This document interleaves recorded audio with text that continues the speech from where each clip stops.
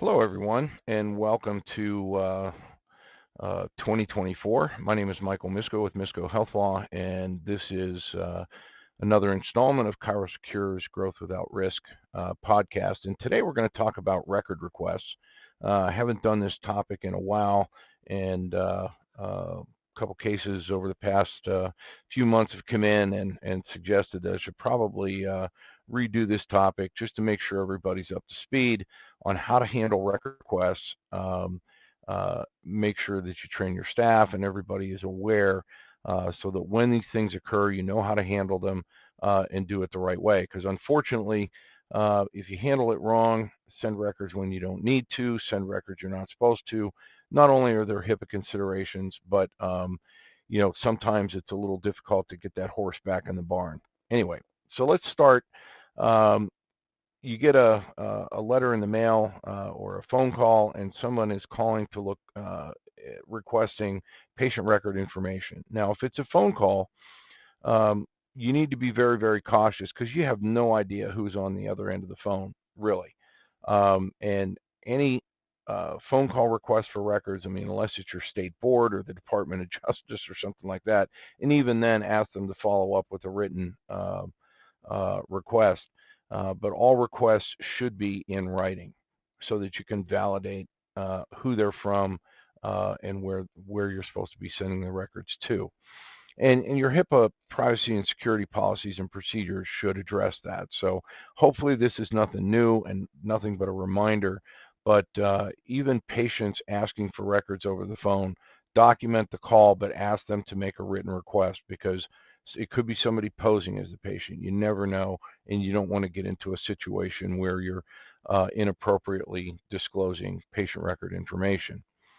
So now moving away from the phone call request down to the written request, let's say you have a written request. The first thing that we need to evaluate or that your staff needs to evaluate, and make sure you tell your staff any record requests, make sure they bring them to your attention.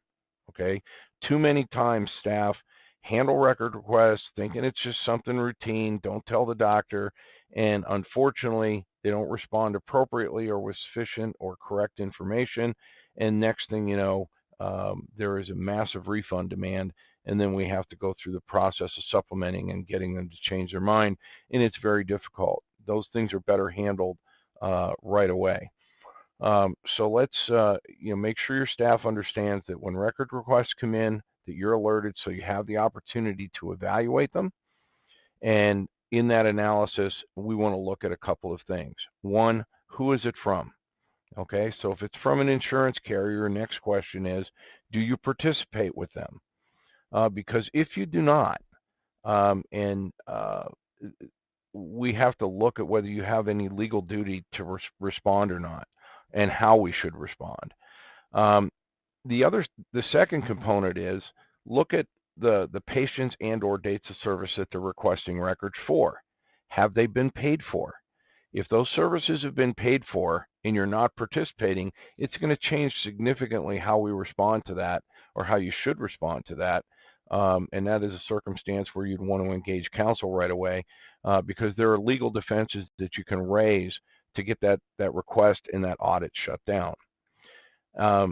Which brings up a good point. Most record requests are about services that you've already been paid for. Certainly, if you get a request for a service that is pending, well, then certainly you're going to send that information. But even then, you need to make sure that you send sufficient information so that they can evaluate the compensability of the claim. And that will include medical necessity, which may mean they may be requesting information about a particular date of service, but you may need to provide additional information, such as the initial evaluation and plan of care, any recent progress evaluations, so that they can place this visit in the context of what is hopefully a deliberate plan of care and not just ongoing, never-ending care, which is likely to be denied as medically unnecessary. With respect to your participating status, if you're participating, you usually have an obligation to submit those records and cooperate with their post-payment audit efforts. You certainly want to look at your contract at this point in time, so hopefully you have those stored someplace where you can find them. but look at your contractual liabilities regarding post-payment audits, their ability to recoup out of current claims, so forth and so on. And even then, if it is a post-payment record request, get help. Have somebody evaluate the records in comparison to the payer's medical policies. If there's information that is missing that would generate an error, there are legal ways, emphasize the word legal ways, to amend and or supplement your records. You don't want to do that wrong. And this is one of the big don'ts associated with record requests. Don't, I can't emphasize this more strongly, don't even think about it, modify your records, okay? Because you have taken something that is an administrative overpayment issue and turned it into a federal crime, okay? And unfortunately, I have seen doctors make that mistake, some even innocently, and it has led to rather substantial litigation, legal fees over something that would have been a simple overpayment thing that could have been negotiated out. But if you modify your records in any way without appropriate disclosure, and there's a process by which you can amend your records, there's a process by which you can supplement your records, get legal help before you even think about doing that. Because even if there are errors in your documentation, there are ways to correct them without violating the law in the process. Whatever you do, don't think that you're smarter than they are and you can go into your EMR system and fix this stuff and tune it all up and make everything right. And they're not going to know, because it is amazing how they have ways of finding out. And even if they suspect it and they pull your metadata, that will certainly disclose it. And there is a Title 18 crime called false statements related to a healthcare matter. You do not want to tread across that line. The better course of action is to engage counsel early who's familiar with these issues, that can walk you through the process of identifying what needs to be amended, how to amend it, if you're missing signatures, how to address that issue, so that you can avoid some of the easy layup errors that a payer will allege in the initial phase of the review. Some other HIPAA issues is that I need to address is that once we identify that we have an obligation to send, then we have to determine what we're going to send. So, and unfortunately, most record requests that I see don't actually allow you to comply with HIPAA, and there's a challenge that you can raise early. It's a strategy in part for buying a little bit of time, and more accurately, so that you can meet your obligations under what's known as the minimum necessary disclosure rule of HIPAA. Under that rule, you cannot rely on a payer's request as meeting your obligations under the rule. Prior to the high-tech amendments, you could. Currently, however, a payer has to identify what they specifically need and why they need it. They have to disclose the purpose of their audit. So when they're asking for the complete chart with all this stuff, there's no way you can disclose that, and you would be foolish if you did. So if they're doing a coding audit, then your treatment notes would be appropriate. If they're trying to determine whether the patient was there or not, all you need then potentially is the sign-in sheet, if you have such a thing. So depending on the purpose of the request, we'll modulate how much information we disclose. And one of the key elements of HIPAA is that we disclose the minimum amount of information necessary to meet the objectives of their audit. And payers hate to commit to a purpose of an audit. And when they don't, technically you can't send the records. And this is an argument that you're not going to make on your own. Again, this is where you get legal help. But usually with most payers that are responsible, they understand the issue. They'll freely disclose what they're looking for. Maybe they're looking at coding, medical necessity, and maybe as soon as you throw medical necessity into the mix, we're going to disclose dates that are outside the request potentially if they're looking at individual service dates, because to establish the medical necessity of that one visit, we're going to have to provide them the initial eval the diagnosis, plan of care, maybe some of the notes leading up to that visit to include progress evaluations if there were any, to help the payer understand how the patient was responding to care at the visit in question. So there, in that scenario, when they disclose that medical necessity is part of their purpose, we would end up disclosing more information than they're maybe even requesting because they need that information to make that determination. So analysis of the request, if it doesn't have a purpose, again, I think you should always get counsel involved when you get a request to help you through this analysis to make sure you do this right the first time, because sometimes you have one administrative appeal step before you get into more expensive appeals like arbitration. So you definitely want to eliminate all the simple issues, as many as you can, prior to the record submission. As far as the mechanics of how you prepare your records, too often providers don't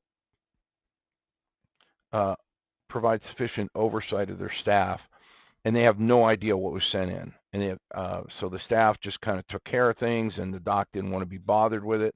Bad idea. In which case, we don't know what was sent. You can't give us a copy of what you sent, and therefore it's difficult for us to determine, did the payer have a particular record? Did they not have it? And it ends up meaning that you're going to have to recompile all those records again, maybe additional records, and they're going to have to be resubmitted. So in order to avoid duplicate work, if you get help with record prep, whoever's helping you should help you build one record example, make sure it's tight, all the addendums, attestations, whatever else is needed, supplements, is put together correctly, then it's scanned, and then you prepare all the other records the same way, and we keep a electronic copy of exactly what you sent them, so that once an audit result comes down, we can compare their findings with what they looked at to determine, did they make an error in evaluating the record? Was a record missing? In which case, when we appeal, we know whether we need to produce an exhibit with additional records for them to consider. Otherwise, the expert analysis is going to be focused on, this is what you overlooked in the record that you already had. When we don't know what they have, it makes the appeal process a lot more difficult. The other thing about record preparation, do a good job, okay? You don't want to make the auditor's job on the payer side harder than it needs to be. So if your records are a mess, they're not going to find it. They're not going to waste time and try to sort it out. So you want to produce your records in ascending date order in the sequence of where things happened. If you have different notes, you're going to try to, if you have, say, a travel card for recordation of your treatment, that's fine. That would usually go at the end, but your initial evaluation, progress or evals, SOAP notes, those should all be in order, and make sure that they're neat, they're readable. If you have handwritten documentation, you want to transcribe it. I know it's a pain, and it needs to be transcribed exactly. But if they can't read what you've written, you might as well not have written anything at all. If you'll need to make sure that your records are signed. If they aren't signed already, if you didn't sign them when you wrote the note, you'll have to do after the fact signatures. Make sure you date them, and then we'll help you prepare an attestation to explain why the record was signed after the fact. And that happens a lot of times in EMR programs where the doc either doesn't close the note and sign off on it, or doesn't have the capacity to do that, and they can only print the notes when they're signed. It's not a big problem that they're not signed. Just remember that the notes have to be signed, because that would be a basis for a payer to declare error. It's technically not a legitimate basis to declare error, but they'll do it anyway, and then we'll have to fix that with attestations. And I'd rather solve that problem up front than have to deal with it as part of an appeal. So that's about all we have time for today. Hopefully that gets you kind of oriented. Record requests are important. They need to be paid attention to. Definitely not something, unless you have highly trained staff, that you turn this over to your staff and hope they get it right. Get counsel involved early, especially for the analysis of your participating, your legal obligations in terms of responding, both under either a participating contract or if no participating contract exists, who can advise you as to how you can either resist the audit or not, and the potential side effects of that. And where you have a legal duty to supply the records, then helping you put that package together, doing it the right way, certainly so we're not committing any crimes with alteration or things of that nature, obstruction. And then one final point, there's a couple of record requests that you cannot ignore. And these are ones where the HIPAA issues do not arise. And those are record requests required by law. So if you get a request from your state licensure board, a civil investigative demand from the Department of Justice, a request subpoena from the OIG, those are definite call counsel immediately type scenarios, but those, there's no HIPAA issues. They're going to get what they're going to get because HIPAA has an exception for disclosures required by law. So hopefully that helps take some of the concerns that you may have about record requests, at least gives you a process that you can go through and know that there's help out there available to you. And hopefully if you do it right, it'll mitigate some of the negativity that often follows those requests in terms of a post-payment audit result and refund demand. Thanks again, and we'll see you next time.